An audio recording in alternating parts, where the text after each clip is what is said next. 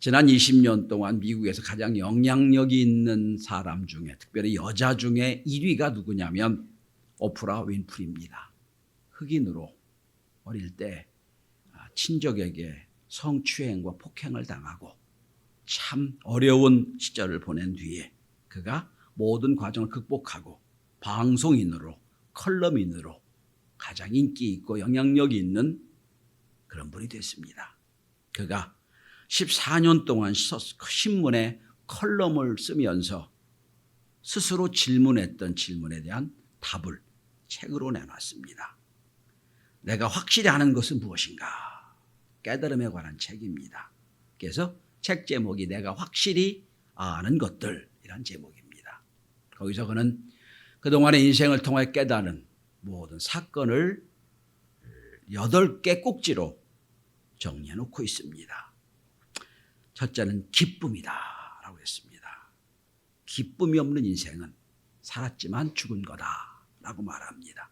둘째는 회생력이다. 상처 고난이 있다고 억울해하고 힘들기보다는 딛고 일어서는 회복력이다. 두 번째는 교감이다. 커넥션. 모든 관계의 핵심은 소통에 있다. 네 번째, 감사. 그래티튜드. 감사하는 인생은 건조해서 사막을 지난 것 같다 말합니다. 그리고 다섯 번째는 가능성. 살면서 내가 풍요로운 가능성이 있는데 그걸 개발하지 못하고 사는 것은 불행하다 그랬습니다. 그 다음에 여섯 번째 경외. 절대자를 알고 경외하는 것 인생을 행복하게 한다 그랬어요. 그 다음에 일곱 번째는 명확성. 스스로 내가 무엇이 되려는가를 확실하게 해라. 그래야 그 다음이 이루어진다. 마지막은 파워, 힘입니다. 성공하려면 탁월해져라. 세상은 최고의 것을 원하기 때문이다 라고 말합니다. 결론을 말씀드리면 인생은 사건과 깨달음이라고 하는 날줄과 시줄로 직조된 천입니다. 그러니까 사건을 통해서 깨달음이 있고 깨달음을 통하여 그만큼 의미와 가치를 발견하는 거예요. 그러니까 어떤 사건이 왔을 때 깨달음이 없다면 그 다음 단계는 이루어지지 못하는 겁니다. 여러분, 하나님은 우리가 인생 가운데 수많은 사건을 보내세요. 수많은 일을 만들게 하세요. 그냥 사건을 주시는 게 아니라 그 사건을 통하여 깨닫게 하시는 거예요. 그 사건을 통하여 우리에게 주신 메시지가 있는 거예요. 사건만 지나가면, 그걸 깨닫지 못하고 지나가면 왜 이렇게 내 인생은 맨날 문제만 생기고 어려움이 생기냐고 하지만 사건을 통해 깨닫게 되면 하나님이 이것 때문에 나에게 이런 사건을 주셨군요. 그걸 깨닫게 되는 거예요. 배움이 끝나면 인생도 끝납니다. 인생은 배움의 연속이에요. 인생이나 학교를 통해 우리는 깨닫고 은혜 받는 거예요. 오늘 본문 우리가 너무 잘 아는 이야기예요. 제자들의 풍랑으로 고생할 때 주님 오셔서 그 풍랑을 잔잔케 했다는 아주 간단한 이야기입니다. 저는 이 말씀을 통하여 왜 예수님이, 왜 하나님이 제자들에게 풍랑을 주셨는가 하는 사건부터 살펴보려고 합니다.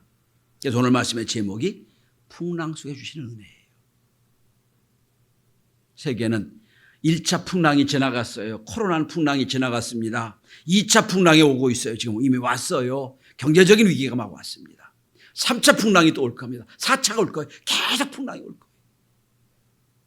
그때마다 나에게 왜 이런 풍랑을 주나? 왜 이렇게 어려움을 주나? 라고 한탄하기 전에 이 풍랑을 통해 깨닫고 도전받고 그리고 준비하는 것. 이게 은혜라는 거예요. 자, 첫째로 가장 중요한 것은 말씀에 순종하는 삶을 살아도 풍랑이 있다는 것 인정해야 됩니다. 말씀에 순종해도 풍랑이 있어요. 여러분, 오늘 본문을 보시기 바랍니다. 여러분, 본문에 보시면 22절에 보면 예수님이 지금 제자들을 이 갈릴리 바다 건너편으로 가라고 명령하셨어요. 주님 명령하셨어요. 심지어 명령 정도에 재촉했다고 그랬어요. 빨리 가라고. 주님이 하신 일이에요. 주님이 하신 명령이에요. 왜 그렇죠? 앞에 보면 13절부터 21절까지 보면 오병이어 기적이 일어나요. 보리 5개 물고기 2마리로 5천 명 이상을 먹였어요. 그러니까 사람들이 막 예수만 붙잡고 있으면 먹고 사는 거 해결되겠다. 그러고 막 예수를 왕성으로 하니까 예수님이 무리를 보내면서 제자들을 제 무리와 따로 떼놓는 거예요. 너희들은 빨리 갈릴리 건너편으로 가라. 그러고 명령하시는 거예요. 여러분, 제자들은 이 주님이 가라고 했으니까, 주님이 명령하시면 순종하면 되니까, 순종해서 지금 배를 타고 갈릴리 건너편으로 가는 거예요. 여러분, 갈릴리는 호수예요. 민물이에요. 바다가 아니에요. 워낙 넓기 때문에 바다라고 표현하는 거예요. 건너편으로 가라고 했어요. 가고 있는 중이야. 근데 그 밤에 풍랑이 온 거예요. 여러분, 예수 처음 믿는 사람들이 참 혼동스러운 게 뭐냐? 내가 예수 잘 믿으면 모든 게 형통한 줄 알았는데, 예수 잘 믿으면 복인 줄 알았는데, 예수 잘 믿고 내가 신앙생활 잘하는데 불구하고 풍랑이 오거든요. 이해를 못해요, 여러분.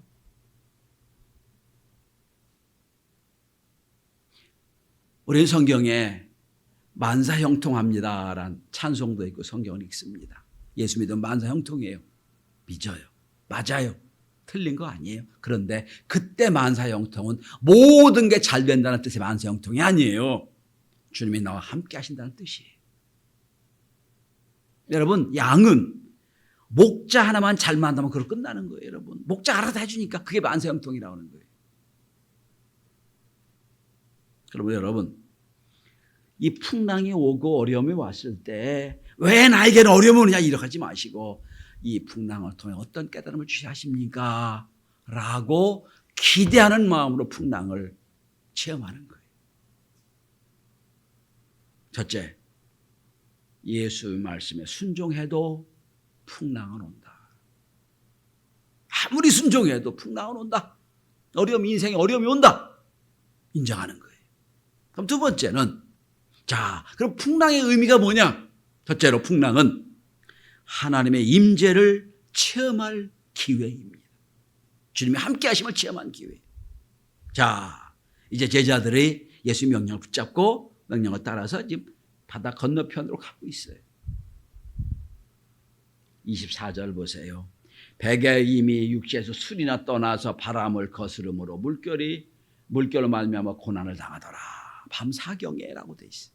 여러분이 성지순례 가보시면 알지만 갈릴리 바다는 상당히 아래에 있어요.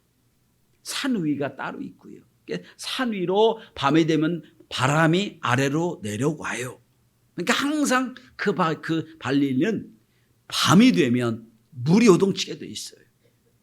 심지어 지표면 비슷해요. 그러니까 항상 밤만 되면 큰 풍랑이 오게 돼 있어요. 밤 사경에 옛날 번역에는 한밤중에라고 번역이 되셨어요. 밤 사경에 지금부터 12시에 2시 사이예요. 새벽. 그러니까 주님이 그걸 아세요. 그래서 오늘 본문에 보시면 지금 23절에 무리를 보내신 후에 기도하신 뒤에 아무래도 예수님이 걱정되는 거예요. 갈릴리 잘 아시는 분이니까 이 밤 제자들이 지금 바다 건너 가로질러 가다 보면 또 풍랑을 만날 텐데 걱정스러운 거예요. 그래서 예수님이 혼자 남아 기도하다 새벽녘에 제자들을 위로하시려고, 제자들과 함께 하시려고 무리로 걸어서 지금 제자들이 오시는 거예요. 그래서 지금 무리를 걸어서 횡단하고 있는 중입니다. 여러분, 예수님은 내가 능력이 있다, 난 무리를 걷는 사람이다, 이거 보여주려고 무리를 걷는 게 아니에요. 빨리 제자들에게 함께 가시려고. 분명히 풍랑이 와서 분명히 어려움을 당하고 아시고 오시는 거예요. 그러므로 풍랑은 주님이 나를 도우시려고, 나와 함께 하시려고 내 인생에 찾아오시는 기회로 하는 것, 이거 은혜예요. 제가 지난주 말씀드렸죠. 기도는 의무라고요? 아니죠. 기도는 뭐라고 그랬어요? 특권이라고 그랬죠. 그죠? 너는 내가 부르짖으라 그랬어요. 또한 뭐였죠? 기도의 두 번째? 입을 크게 벌리라고 말씀드렸죠. 다 잊어버리셨나요? 기도는 여러분 의무가 아니야. 아무나 기도하는 게 아니에요. 부르짖어라, 내가 너와 함께 하겠다. 또 한 가지, 입을 크게 벌려라. 내가 채우겠다는 말씀.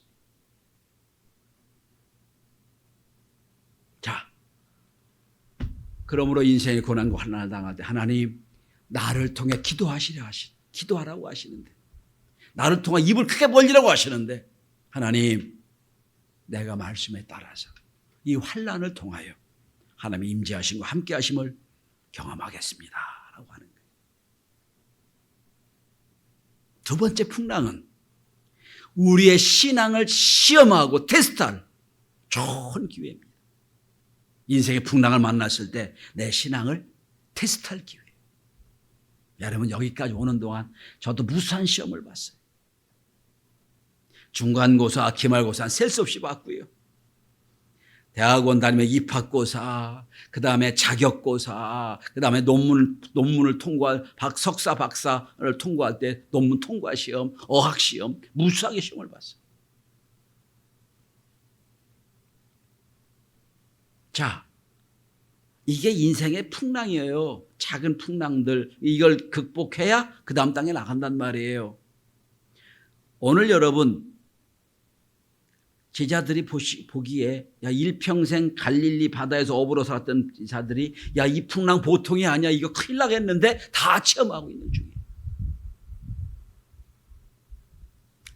그런데 오늘 본문에 보시면 인생의 풍랑을 만날 때 풍랑을 대하는 사람들의 태도가 세 가지가 나와요.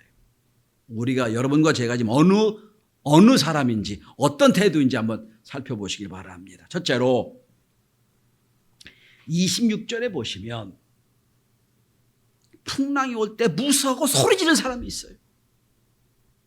소리 지르고 무서워하고. 주님이 지금 나를 도우려 나를 만나러 오시는데 유령이다 그러고 소리를 지르고 막 무서워한 사람들이 있어요. 여러분, 예수 믿는 사람들이에요. 예수 제자들이에요. 근데 막 풍랑이 오니까 주님이 약속했단 말이에요. 내가 너를 떠나지 않겠다. 내가 너와 함께 하겠다는 약속을 싹 깡그리 잊어버렸어요. 지금 눈앞에는 풍랑 때문에 아주 혼비백산한 거예요. 그래서 저기 사람 비싼 사람이 오니까 겁이 나는 거예요. 무서워하고 소리를 지릅니다. 죽겠다고. 되게 이 수준이에요. 막 풍랑이 왔을 때 막 하나님이 살아계시냐, 하나님이 나 사랑하시냐, 하나님이 이럴 수가 있냐, 막 되게 여기서 끝나요. 아, 주님 나를 도우러 오시는데 유령이래요. 소리 지릅니다. 정신을 놔버리는 거예요, 지금.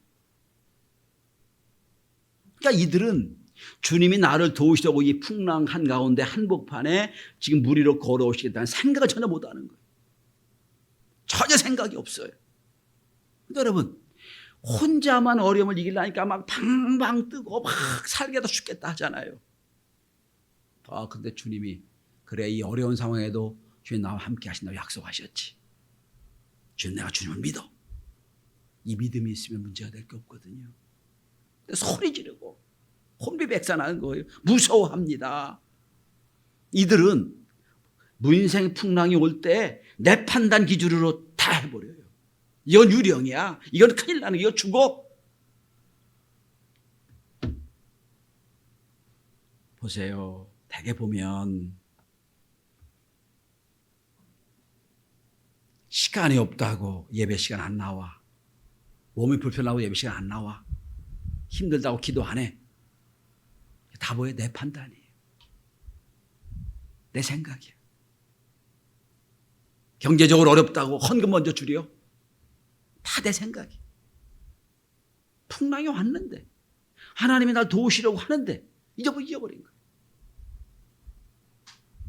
또 우리 성도들이 오늘 예수님이 돕는 이 자리에서 예수님을 보고 놀라 유령이라고 소리치고 무서워하는 그런 분들 하나도 없길 바랍니다. 신앙이 하나도 없는 분들이. 근데 여러분, 이 배 제자들만 타고 있어요. 제자들만. 제자 다 이렇다는 얘기, 제자들이. 그럼 예수 믿는 이유가 없잖아요. 똑같이 풍랑이 왔을 때 어떤 태도로 이 풍랑을 대하냐가 예수 믿는 사람이 달라지는데 전혀 그게 없어요.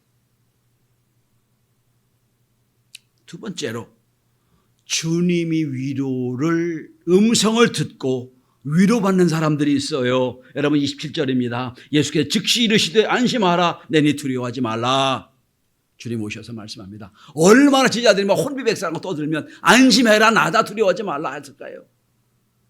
안심해라. 두려워하지 말라. 주님의 친한 음성이 들려요. 위로를 받습니다. 아, 주님 오셨구나. 이제 살았구나 내가. 어떤 분들은 교회 나옵니다. 너무 힘들고 어려우니까 위로받으려고 나와요. 어떤 분들은 너무 힘들어서 내가 어떻게 하면 이 주님 위로받을까? 그것만으로 만족한 거예요, 여러분. 위로받으려고 끝나는 거예요. 더 이상은 없어요. 얼마나 위로받았을까요? 오, 위로인 줄 알았더니 주님이시네. 나를 도우러 오셨네. 아멘. 끝. 주님은 풍랑 만났을 때 주님이 그냥 위로하러 오신 분이 아니에요. 위로로 끝나는 거예요. 아, 주님, 내가 오늘 찬양과 기도하다 보니 내 위로받았네. 내가 새 힘 얻었네. 끝. 신앙이 천박한 거예요. 아예 무서워 두려운 사람은 신앙이 없는 사람들이고, 조금 더 나아가면 아이고 주님 오셨네요. 아이고 감사합니다. 아이고 주님 말씀에 내가 위로받습니다. 끝이에요. 말씀을 들을 때도 그래 하나님 나에게 말씀해 주시 감사합니다. 끝. 그런데 세 번째는 풍랑마다 도전한 사람들이 있어요, 여러분. 도전한 사람이 있어요. 사람들이 아니죠. 이 중에 베드로예요. 어떤 사람은 혼비백산해서 막 두려워하고 무서워 소리 지르고, 어떤 사람은 주님 그저 위로에 만족하고 끝나는데, 오늘 베드로는 이런 고백을 합니다. 여러분 28절입니다. 우리 함께 같이 읽어볼까요? 풍랑치는 바닷가에 베드로에 대한 심정으로 한번 같이 읽어봅시다. 시작. 베드로가 대답하여 이르되 주여 만일 주님이시거든 나를 명하사 물 위로 오라소서 하니. 이 본문을 잘 보셔야 돼요. 주님처럼 나에게 능력과 힘을 주세요라고 기도한 적이 한 번도 없어요. 능력 달라는 기도가 아니에요. 주님 말씀만 하십시오. 말씀만 하시면 내가 할 수 있을 것 같습니다. 왜 그런 줄 아세요, 여러분? 앞에 13절부터 21절까지 22절, 22절까지 보면 오병이의 기적이 나와요. 물고기 2마리, 보드 5개로 5,000명을 먹이는 사건이 나온단 말이에요. 그때 베드로는 현장에 있었어요. 주님이 떡을 떼고 고기를 떼어주시면서 나눠줘라 했단 말이에요. 나눠줬더니 없어지지 않고 계속 남았어요. 말씀의 능력을 체험한 사람이에요. 아, 주님이 말씀대로 하니까 되더라. 그러니 이 능력을 체험한 베드로가 말합니다. 주님 말씀만 하십시오. 그러면 됩니다. 다시 28절 뭐라고 되어 있습니까? 주여 만일 주님이시거든 나를 명하사 물 위로 오라소서. 물 위로 오라소서. 여러분 중국 영화 빼고는 물 위로 걷는 게 없어. 한 번도 안 나오잖아요. 물 위로 걷는 거 중국 영화에서 나오죠. 중국 영화에서 물 위로 걷고 막 창풍 이렇게 물, 그죠? 여러분 내니 두려워하지 말라 말씀하세요. 내니 두려워하지 말라.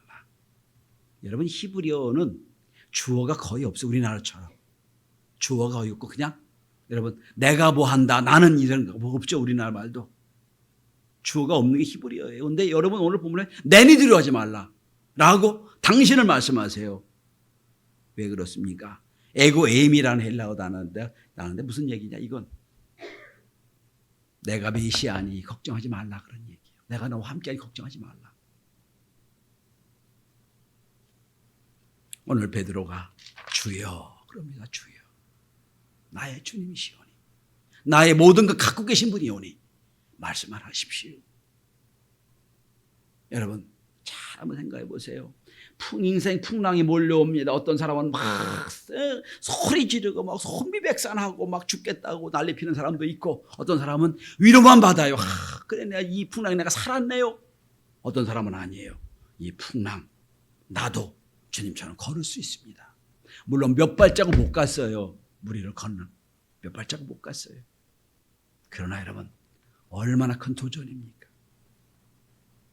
저는 이 베드로의 실패라고 생각하지 않아요. 과감한 도전이라고 생각합니다. 그리고 본문에 참 재미있는 현상이 나와요. 바람을 보고 빠져갑니다. 베드로가 몇 발자국 걷다가 주님이 즉시 잡아 일으키십니다. 여러분 해볼만 하지 않아요? 주님의 말씀에 순종해서 도전하다가 또 빠지면 책임져 줄 테니까 이거 이렇게 안전망이 있으면 까짓거 물 안에 불 위로 걸을 수 있겠지요. 이게 신앙이에요. 풍랑이 올 때 우리는 그 풍랑을 통하여 나를 도전할 수 있는 기회. 지금 한국의 서핑 1번지가 양양입니다. 양양에 가면 서핑하는 데 가죠. 어제는 또 서핑하다가 벼락 맞아서 어려움 당한 분도 있더라고요. 서핑하는 분들 보면 여러분 물결이 더 높이 치는 걸 기대해요. 그들은 그 물결 높이 칠 때 더 재미있거든요. 인생은 서핑 같아요. 잠잠하면 아무것도 못해요. 서핑이 오면 거기에 올라타는 거예요.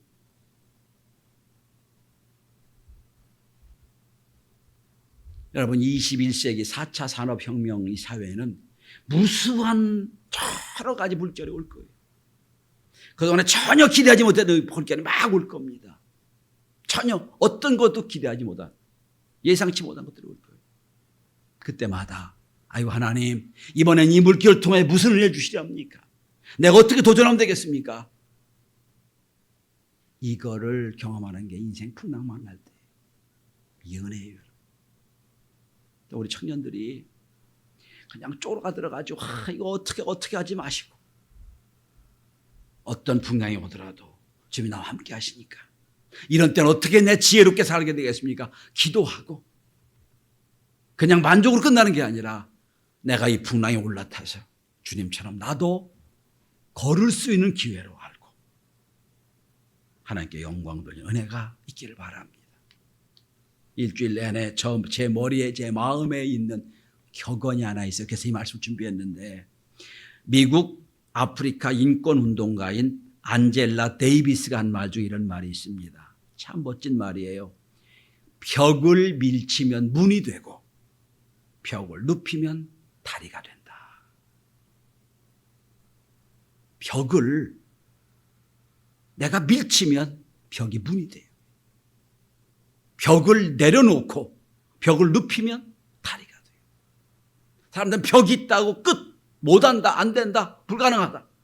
여러분 오늘 많은 제자들이 풍랑 많았을 때 벽이라고 생각했어요. 끝이에요. 아니요 베드로는 아니에요. 주님이 무리를 걸어온다면 나도 걸을 수 있습니다. 도전이. 자 마지막 네 번째 인생 풍랑을 통해 주시는 은혜가 어떤 은혜입니까? 풍랑은 참된 신앙을 고백하게 하는 기회입니다. 자, 오늘 본문에 33절에 보세요. 자, 예수님이 베드로와 물에 빠진 베드로를 건져서 배에 함께 오르매 잔잔해졌습니다. 33절입니다. 배에 있는 사람들이 예수께 절하며 이르되 진실로 하나님의 아들이로소이다. 배에 있는 사람이 다 누구예요? 제자들이죠. 진실 하나님의 아들입니다. 여기서 나중에 누가 나와요? 마태복음 16절에 베드로 신앙 고백이 나오는 거예요. 주님 그리스도 하나님의 아들이십니다. 고백이 나와요. 이 풍랑을 통하여 경험한 거예요.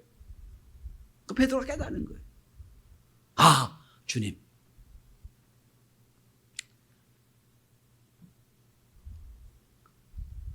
모택동 때 문화혁명이 일어났고 중국에서 선교사들이 많이 추방돼서 완전히 기독교가 딱 닫혔어요.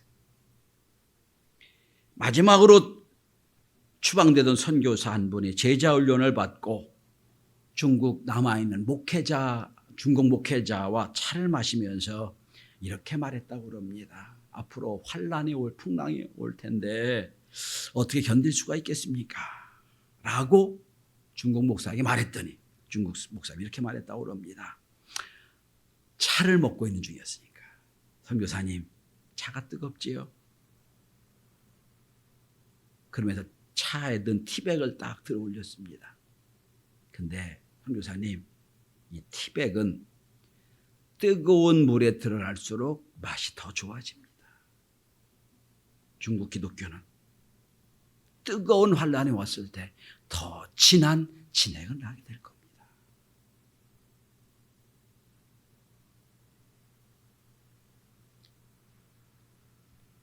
환란을 통하여 우리 중국인의 신앙이 진짜라는 걸 나중에 볼 때가 있을 겁니다. 그 뒤에 우리가 들어가서 20년 동안 중국 선교한 거예요. 지금도 우르무찐 여러분 모든 우르무찐 모든 건물에 다시 다 들어가 있어요. 꼼짝 못해요. 꼼짝 마요. 완전 철권 통치예요.